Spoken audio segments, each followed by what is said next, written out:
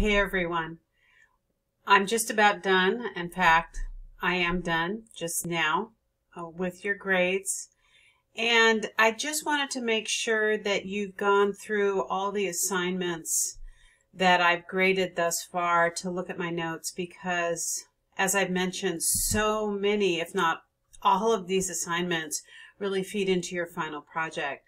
And along the way, I've been leaving you notes about the mundane things such as format and spacing and pagination, to some critical feedback on your bios or your marketing plan or your newsletter. So if you haven't at this point gone through and looked to see what I've said, not that you have to do everything, but you might want to think about it before you get to your draft in week 9, or not your draft, your real final project, and see what corrections or revisions that resonate with you.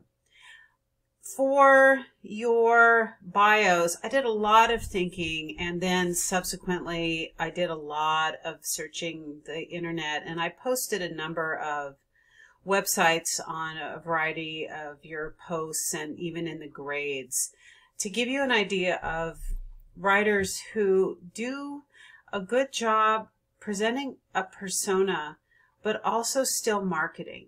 I just feel that being a persona without any context is just like running into some, interesting person on the street and then moving on, not leaving the interaction with any tangible information about the person other than, oh, that was an interesting person.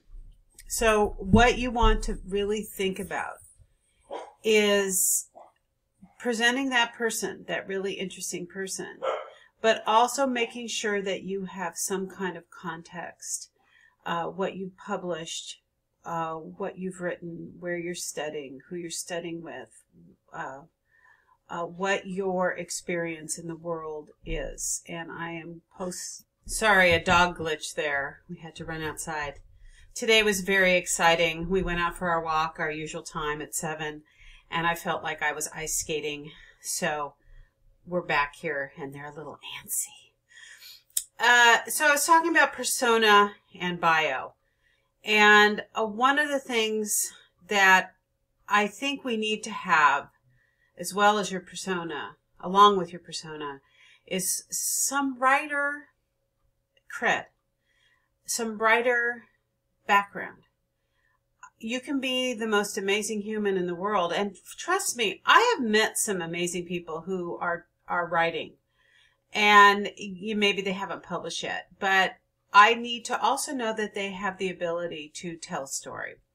So it's time now to start sending out short stories, book reviews, poems. I know some of you have self-published. Some of you are anticipating traditional publishing, independent publishing. That all should be in there. Maybe you've been able, depending on who I was marketing to. So I've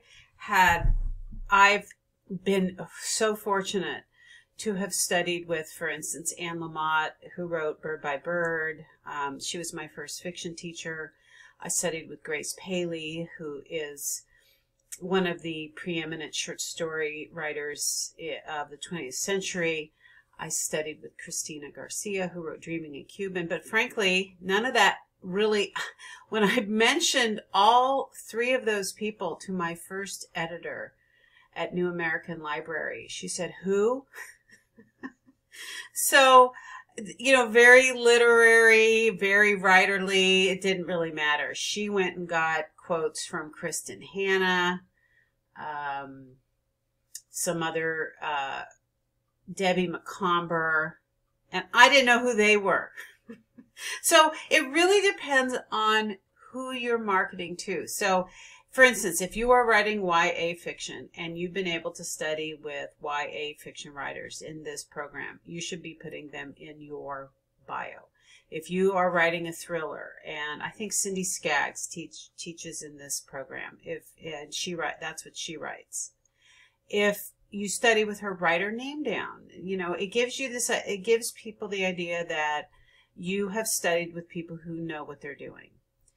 And I think it's really important that you develop a comprehensive bio, even if it's just a couple of words or phrases or a sentence or two that shows that, yeah, you are this person, but you also have done these things. And that's another reason to pick up this book or click on this URL, etc.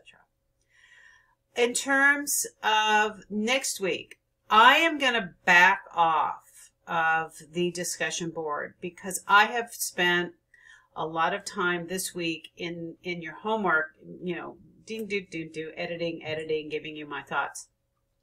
I really want you to get the unfiltered comments from your classmates. What do they think? They and I could differ immediately, drastically. And I want you to take those views in you know, differing views, to heart and see what you think you feel. So I will then give a general comment and post a couple bios at the end next week and show you what I'm really thinking. But so don't expect me to pop in there. I'll be on the board later when I grade you, giving you a general comment about that. The other thing I sort of didn't bring up in my written announcement was certain words, phrases, ideas pull people out of bios. And I'm going to give an example, a couple examples from this week's work, where I just went off on a little woo, and I disappeared into the ether thinking about things. And, you know, you don't want people thinking. You want people really with you when they're reading. So Nancy mentions that she lives on an Indian reservation, and I'm really interested in, I've actually been able to visit a couple of Indian reservations in Nevada, and I've written, you know, one of my novels has a Native American character, which I probably wouldn't write today because I'd be so scared. But I wasn't scared when I wrote it. But I am very interested in indigenous populations and sort of the politics of reservation life. And I've read, you know, a lot of writers who've set their stories on reservations. So I just was like floating around in reservation. But she doesn't build on it. And I asked her if she would, or because if you put reservation in there, all sorts of stuff springs up. Richard also mentioned a fight in his bio, and I went into the fight. I started fighting. I actually just wrote a poem called So We Could Fight. It wasn't physical, but it was about a childhood friend of mine. We just used to love to verbally fight. So off I went, thinking about fighting. So these are so short. In your 20-word bios, you really want to think about, and now I've blown it. Now I've said something about the bios. Maybe none of you are listening this far, but what words pull you out? What words or phrases take you away from what you're reading? That's something to pay attention to. You want the bio to galvanize the reader. The reader cannot do anything but pick up this book or click on that URL and just stay there. So think about diction. What words are working and what words are not. This, in many ways, this kind of writing is what you do when you write poetry. When you write a poem, you focus on the simple words because they're doing so much work in a poem. And in a 20-word bio, they are doing the same thing. They are carrying the weight of you on their little tiny backs. So really think about what you're trying to get the reader to do. And that's buy your book. Okay, I think I'm going to stop talking now. Ever onward.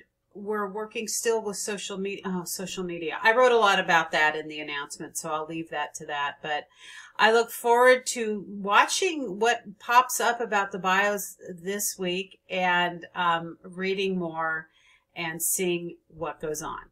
Have a great week, folks.